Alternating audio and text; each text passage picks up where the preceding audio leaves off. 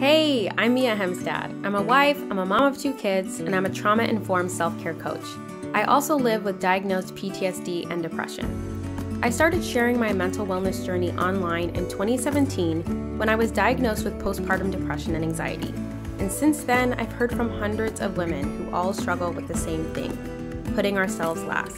This is a struggle that's keeping so many women burned out and unhappy, through no fault of our own, by the way. I've been working on my own healing as an abuse survivor since 2013. But when I became a mom, I really started to do the inner work of figuring out why I was putting myself last and how to start prioritizing myself for the first time in my life. This podcast is about sharing all of those lessons with you. So if you're interested in hearing honest stories, life advice, and inspiration that encourages you to make your health, happiness, and well-being a priority, then definitely stick around. Welcome to your No Longer Last journey. Hey everybody, welcome to the podcast. Thanks for tuning in. Mia here, your host. If you're new and you don't know who I am, welcome. I'm really nervous about today's episode. I am excited about today's episode, mainly because it is, by speaking about this, I'm making it more real. And I have been wanting and dreaming and imagining making an episode like this for a very long time now, over a year, which is crazy if you think about it. And maybe if you've tuned into this and you read the title, you are on the same wavelength as me. But if you are not, and you're like, what's the big deal? You're just leaving a social media app. It's not that big of a deal. Why is Mia making such a big deal out of this? Well, let me just start by reading what I wrote to my Instagram community when I made the announcement that I'm leaving Instagram, and then I will expand upon it. But before I do that, I just want to say that beyond rethinking the way that we use social media and beyond rethinking how we use our time in this world, in this one life that we have, this episode is also a part of a broader conversation about doing things that are making hard decisions in order to prioritize your health or your happiness and your well-being, making hard decisions regardless if it has trade-offs, regardless if some people won't understand it, regardless if it brings you some discomfort, making hard decisions. And I think that by sharing this story with you about my decision to leave Instagram, hopefully it will prompt you to look at your own life and ask yourself where you are spending time and energy or allowing things in your life that are not good for you, not healthy for you. And maybe it's time for you to do an assessment about what needs to be released. So that's really the broader part of this conversation. And I'm going to get into that as well, so that by the time you finish this episode, you'll have some food for thought. Let's go ahead and read what I wrote to my Instagram community. So my post says, there really is no perfect way to say this. Words are usually really easy for me, but this message has been impossible to write. But this community has given me so much, so I want to be transparent about what's going on with me. You may already know that I live with PTSD and depression, and one of the things that harms me the most is the nightmares that I deal with. They make me feel like I never slept, and if they come for days, weeks, and even months at a time with no breaks, I can start to get very sick, mentally and physically. A couple weeks ago, I got the flu and I deleted the Instagram app off my phone to allow myself some space to rest and recover. Since I deleted the app off my phone, I've noticed my nightmares have eased up a lot. They're not as violent, they're not as vivid, they're not as harmful to my overall quality of sleep. I'm starting to feel more consistently rested and well. I'm disassociating less. I feel more present than I've been in years. My attention with my work and my kids is more calm and focused. I just feel better. Other times I've taken social media breaks, my sleep and overall well-being improved, but I just told myself it was a coincidence because I didn't want to admit to myself that something that has connected me to so many amazing people and is now a part of my work could also be so harmful to my health.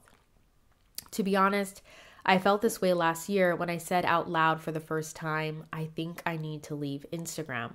But I stuck with it for one more year because I really didn't want to have to walk away from this community. It feels really strange to build an entire community around the mission that you deserve to be #NoLongerLast by putting your health, happiness, and well-being first, and yet I'm harming my well-being for the good of the mission. It's not an integrity for me to remain in this space for that reason. With all this said, I want to be really clear that it's not the people on here that make Instagram a hostile place for my mental health. All of you who have supported me over the years when I became a new mom and was drowning in postpartum depression and anxiety, and then when I got my PTSD diagnosis and started medication for the first time, and then when I became a self-care coach and you all showed up and supported my business.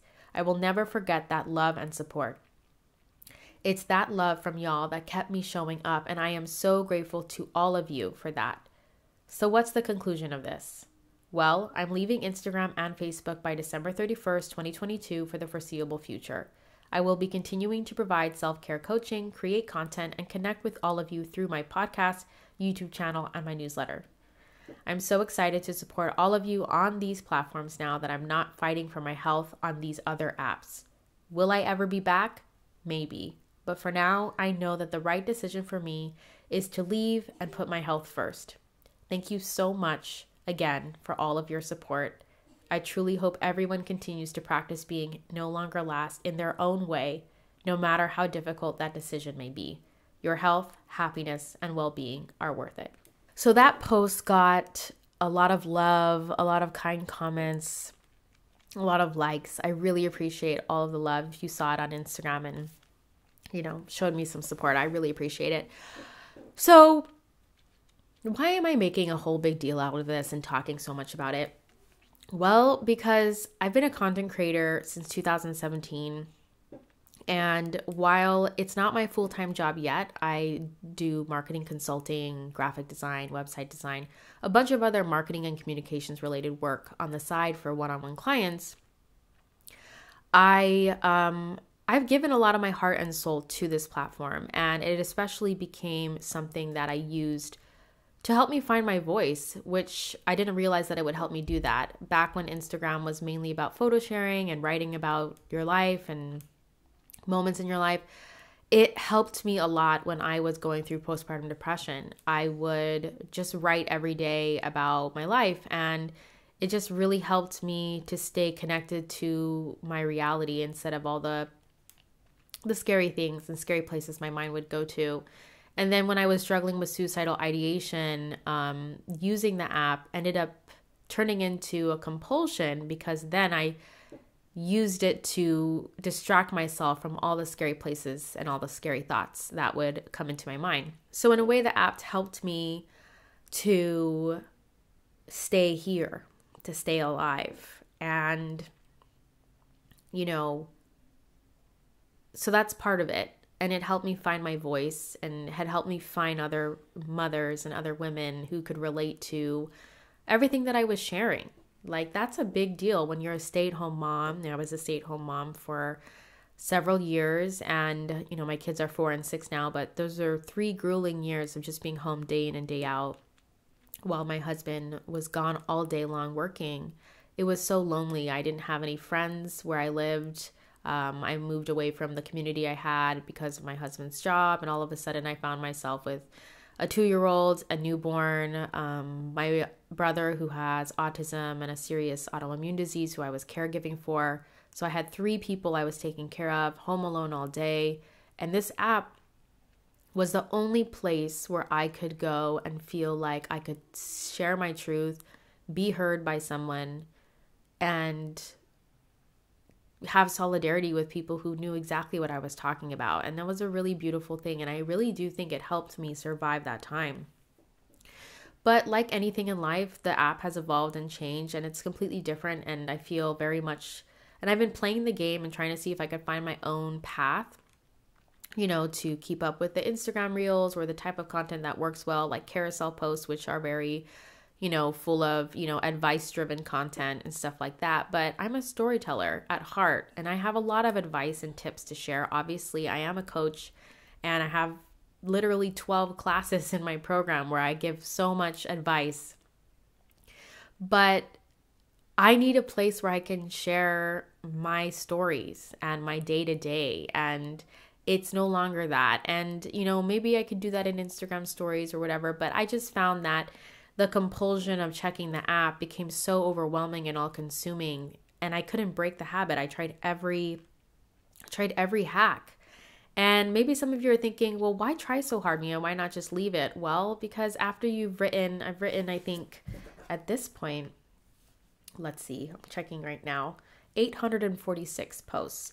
And those posts are not just photos. A lot of them are like micro blogs. They're, lots of words and lots of heart. And so it's hard to walk away from something that you've put so much time and effort into and so many years of your life. And you've met I've met so many amazing mothers and women on that app, through that app. And I've connected with I've had so many podcast interviews with other people's podcasts because of that app. And I really just wanted to find a way to make it work. I didn't want to walk away from my community. I didn't want to walk away from the people that I built relationships with.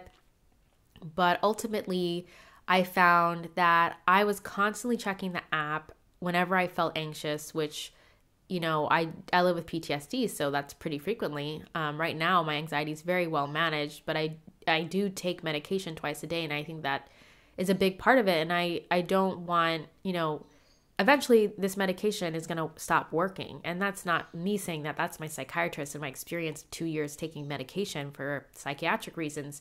Psychiatric meds eventually become less and less effective, and you have to increase the dose or change what you're taking. And that's a lot to put your body through. I've been going through that for 2 years. So I have to think long term, and I have to think about, I have to make sure I'm continually healing so that my anxiety will eventually be able to be managed without medication. And I don't think that's going to happen in the next year or two, but I hope it happens in the next 2 to 5 years. And if I continue to use Instagram as an anxiety crutch, as an anxiety pill, as a compulsion to check every time I feel on edge. And then what's even worse is the app is so full of anxiety inducing things like comparison and bad news, then it just fuels the anxiety cycle. So it just became not a good habit, not a good coping mechanism on so many fronts. And I noticed that I would either be on the app, or if I was not on the app, I would be using energy and brain space trying to not be on the app. And I know that sounds crazy. It's like, Mia, don't you have other things to do with your life? Yeah, I have a lot of other things to do. And as somebody who lives with PTSD and depression and has chronic nightmares and low energy and fatigue, I don't have a lot of capacity to do things. And so I tend to procrastinate or struggle to get a lot of things done in a day. And so I have to be very smart about how I use my time and energy. And I was just like, this app is taking so much more than it's giving. And I'm not even able to show up here, on YouTube, on podcast apps, and in my newsletter community, because I'm fighting this Instagram battle that I need to stop fighting. And so those are the main reasons why I was like, Mia, you need to let it go. So I announced last week that the end of this year, December 31st, 2022 would be my last day. And I'm already feeling a lot of FOMO. And I have to tell you, the reason why it took so long to make this decision, on top of everything I said, is also shame and guilt. I felt ashamed because every time I shared I struggled with the app, people would be like, well, can't you just, like a lot of other writers on this app have pivoted. They share their tweets in real style. They pivoted the way they create their content. If you don't pivot, you won't stay relevant. People won't follow you. You need to stay here. Short video is how people consume content these days. I felt ashamed that I couldn't figure out how to pivot. And even though I tried doing the same things that other people were doing, similar styles that I thought would work for the content I create, it just didn't feel right to me. I just felt like an imposter. I just felt like I was chipping off pieces of who I actually am to fit in the Instagram box. And when you're a creative person and you're a content creator, you have to be very in touch with yourself. And chipping away at me made it harder to, my voice. I was like, what's my voice? What do I even want to say anymore? Because then I found myself only wanting to publish or write. I would sit down, I had a ritual. I'd sit down every day to write my Instagram posts of the day. And it was just such a creative and energizing experience. And I would write this post, and then I realized it doesn't fit in a reel. It doesn't fit in a carousel. If I posted it like a regular post, it wouldn't do very well. Like literally 3 people would like it and like 12 people would see it. Like it's literally not even being pushed out by the algorithm anymore. And that was a heartbreaking experience. And so I started to write what I wanted to write, but then edit it and chip at it and change it so that it would fit in a reel. And it completely deformed what I originally wrote, and it lost the essence of what I wrote. And I felt like that started really affecting me. I started becoming depressed and not wanting to create and feeling like I just couldn't figure out. Because as an artist or as a creator, I feel like I'm a writer first. When you can't say exactly what's on your heart and share it with other people, it feels heartbreaking. It feels painful. And it's like, yes, there's joy in creating it, but when you share it and nobody sees it week after week, day after day, it's just like soul sucking. So yeah. So this is a really big decision for me. And, it's just like, it's just wild to finally like come into acceptance that my health has already improved so much. I'm not on the app right before bed. I'm not on the app right when I wake up. I'm using those pockets of time to get things done around the house, to be more productive, to get up and drink water and go to the bathroom and eat a snack. And I'm not as anxious about all the negative news going on in the world because I'm not constantly being reminded of it every time I, open my app or whatever, because I'm not doing that anymore. And it just made me think about, like, I went on Facebook. I made a Facebook account for the first time when I was 15 years old. That was 13 years ago. And it's like, how much time have I spent on these apps that hasn't actually been the greatest and has caused me to have a lot of problems like comparison and things like that. And now I'm finding, after making this decision to leave this app, like I just appreciate my life so much more. And I'm just noticing all I have rather than comparing what I have to somebody else. I just saw some beautiful, aesthetically pleasing picture I saw that was curated for hours, right? And I'm just really living in the now. And I think part of this, I knew this was going to happen this year, even though I didn't want to admit it. And I think I knew because I moved my life to Portugal from California, and you can't move countries and not go through an internal shift. And the internal shift I've been going through is slowing down significantly and deciding my career path, how much time I want to spend working versus resting versus healing versus with my kids versus alone with myself. What kind of relationships do I want to be building and with who? Like all of this stuff has been coming up for me, and I've really just been processing it behind the scenes, which is why I haven't been on here every week. And to be honest, I've even been thinking about that. All these podcasters to say like, you need to be posting a podcast episode every week, even if you have a baby, even if you like, no matter what, even if you're sick, like you need to batch things ahead of time.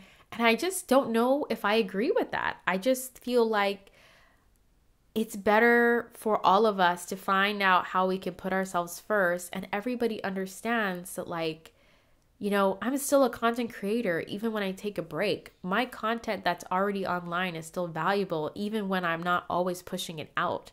And if you're listening to this and you're not a content creator, I just urge you to think about all the ways that you push yourself to have the same amount of output, even when your life circumstances are changing and shifting and demanding different things of you at different times.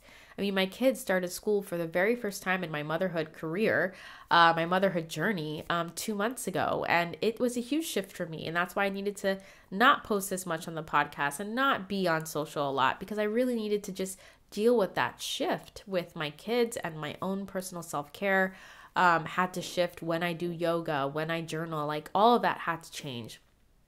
And past me would have just ignored my self-care and just like showed up for all the new changes in my life and then showed up for all the other commitments and then put myself last. But I know that that creates burnout, and it just ignites like a horrible fire on my mental health, and it becomes more damage control has to happen. And I would rather maintain my mental health than constantly go into crash and burn and fix and crash and burn and fix, because I'm done with that cycle. I'm done with that cycle, and I know how to stay out of that cycle. And I'm so passionate about making sure other people don't go into that cycle. And part of that is doing whatever you can to take a pause and give yourself more space when there's change in your life. And so having the flu a couple weeks ago, where I was just so sick for 4 solid days, just on the couch, no medication helped with anything. I just was sick. And having that pause, and I emailed my clients and said, I'm sick. I'm going to have to put a pin on like these projects. Like, I stopped everything for 4 days, and that was a big deal. And it really just left me with my thoughts and having to come to the final conclusion of what I needed to do. So that's where I'm at with Instagram. We're going to take a quick break, and then I want to dive more into the broader conversation about how we spend our time and energy, not just on social media, but in general in our lives, and how we can better spend our lives with more intention, because I think that the way that we spend our time and energy day to day affects our health, it affects our happiness and our well-being. And I'm just really excited to help you dive into that. So we're going to take a quick break, and then when we come back, we're going to go into those questions. Have you ever gotten a little time to take care of yourself and then you're instantly overwhelmed with what the heck you should do first? Yeah, I used to feel that way too. I call that self-care overwhelm, which leads to decision fatigue and results in you not taking care of yourself in the way that you really need to feel nourished and filled up. This used to be a constant problem for me back when I had my second baby, and that's when I created the 4B self-care framework to help my exhausted mom brain figure out what I needed to do to take care of myself with the small pockets of time and energy that I had. In this framework, there are 4 types of self-care: basic, boring, brilliant, and bougie. In my new mini course, I teach you about these 4 types of self-care, I show you how to prioritize, and I give you a printable to plan out your self-care over a 30-day period to help you go on your own journey of self-discovery to figure out what you really need to feel healthy, happy, and taken care of. You can get this mini course completely for free on my website at miahemstad.com/course. I'll have it linked in the show notes as well.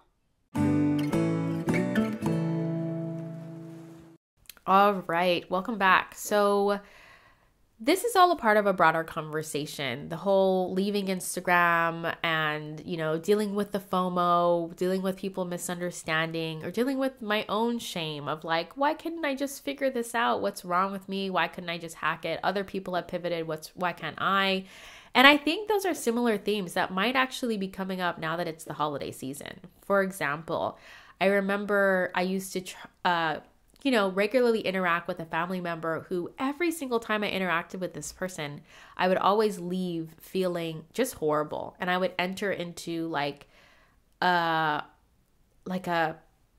bout of depression that would last weeks and sometimes months.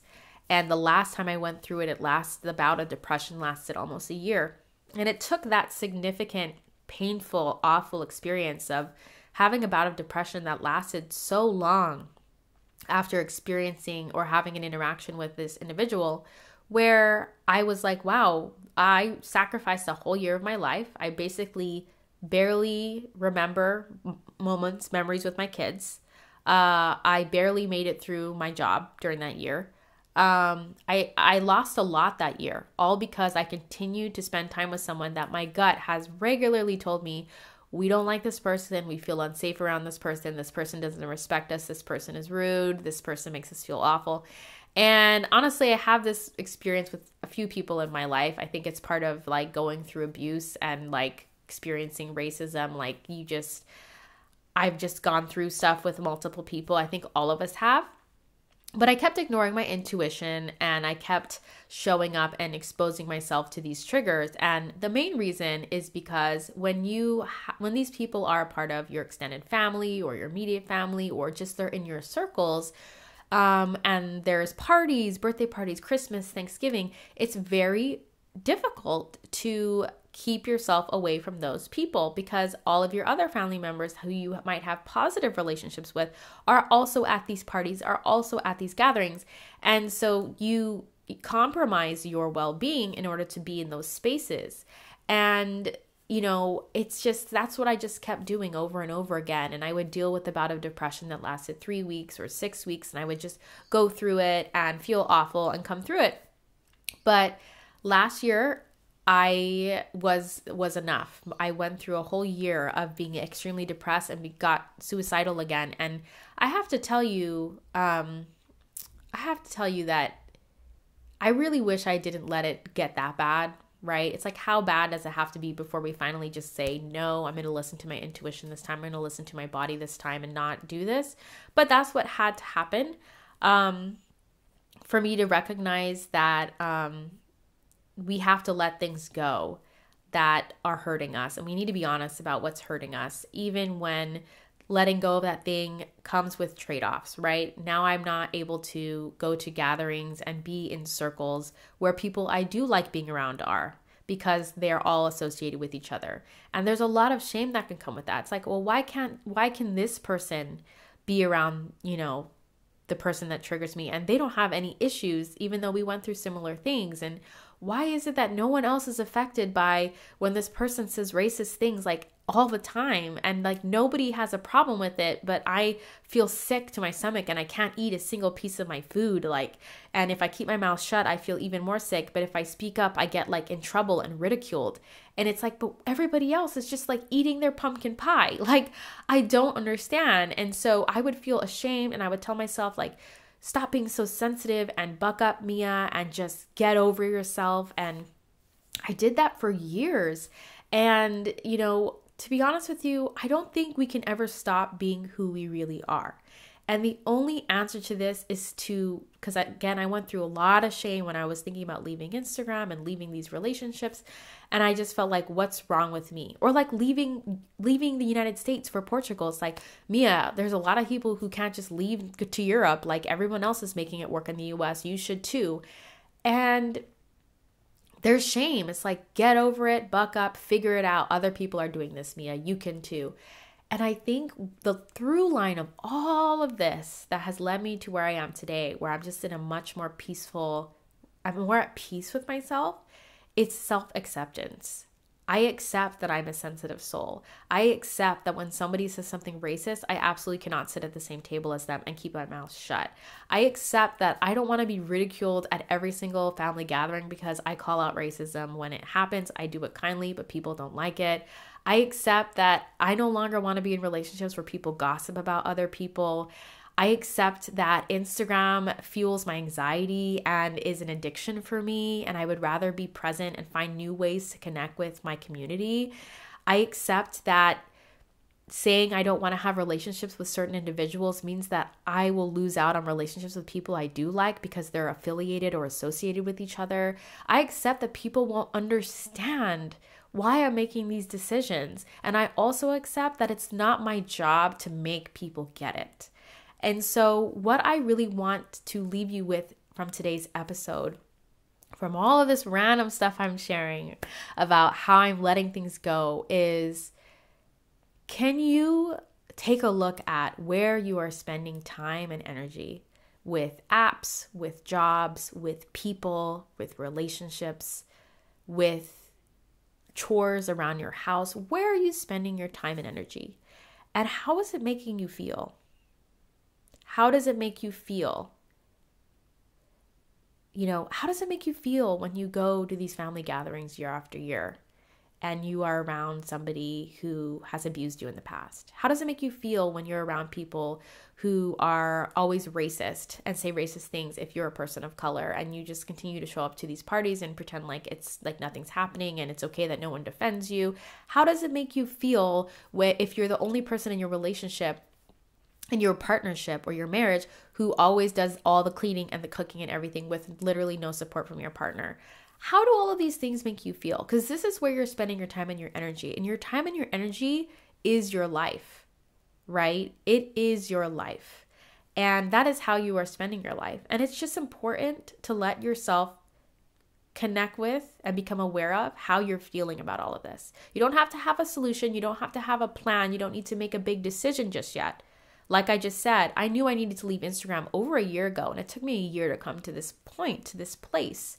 But you can't make changes that are good for you without self-awareness. So I just really want you to think about that, because you deserve to not be at war with yourself. And that's what I think all of these things do to us when we are chipping away at what we really need and who we really are in order to squeeze into the box of these relationships and these Thanksgiving parties and these Christmas gatherings and these jobs that we hate and all of this stuff. When we chip away at who we are to fit in where we really shouldn't be, it causes a war within ourselves that's so painful that it's hard to live with ourselves, and we crave more numbing and we crave more distraction. And I just want you to know that, yes, it's been difficult to acknowledge that there's people that I wish understood me but don't. There's people who don't love or accept me and I wish they did. There's people who I've had to walk away from because of other people affiliated, because I can't be around anyone affiliated with those who've abused me.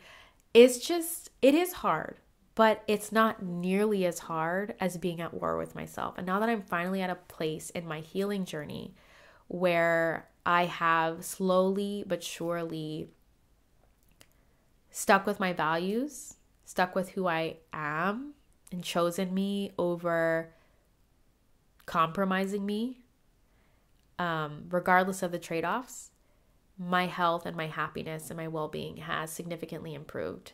In particular, I'm sleeping better. And if you've been following me for a long time, you know that my nightmares robbed me of years of my life. There are whole years of my son's life, he's 6 now, that I don't even have any memories of because I was just so tired that my brain would hurt so bad. It's a pain I cannot describe. And I just lived like that day in and day out.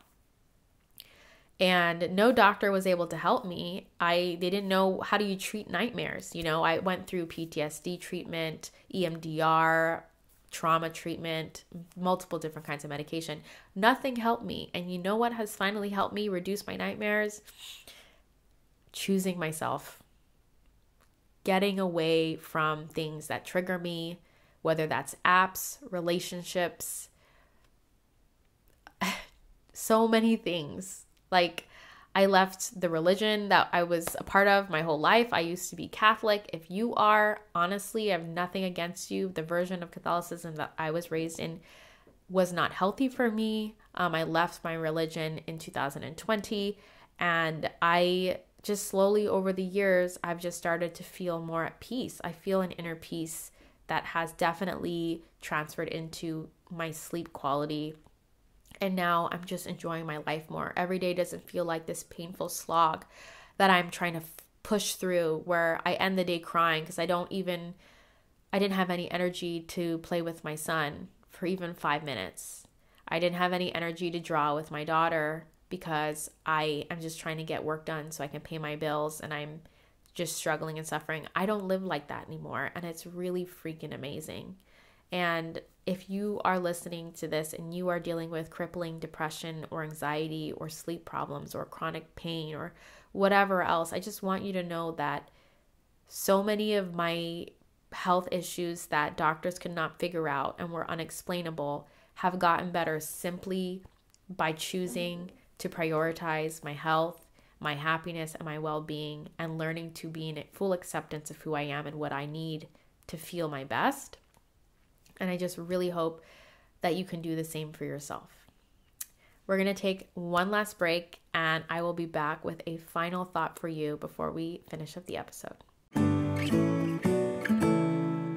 Did you know I send a weekly letter? It's called the No Longer Last Weekly Letter, and it's a super helpful resource you can get for free, where I share journal prompts, mental health resources, encouragement, and updates about new podcast episodes, YouTube videos, and new products and offerings. People who sign up for my weekly letter also get special promotions and offers I don't share anywhere else. If you want a free weekly resource to help you make your health, happiness, and well-being a priority, then definitely sign up for the No Longer Last weekly letter. Go to miahemstad.com/letter to sign up today. I'll also link to this in the show notes. All right, so my final thought for you is, can you trust that when you choose yourself, it's all going to work out? One of the things that held me back for over a year from leaving Instagram was the fact that I wanted to know that everything would work out. I wanted absolute certainty that the almost 5,000 people that I have attracted to my Instagram page would stick with me if I left the platform. And I have to say, not very many people have subscribed to my newsletter or my YouTube channel, so I don't know if these people are going to come along with me. And I've also changed a lot since a lot of these people followed me 5 years ago.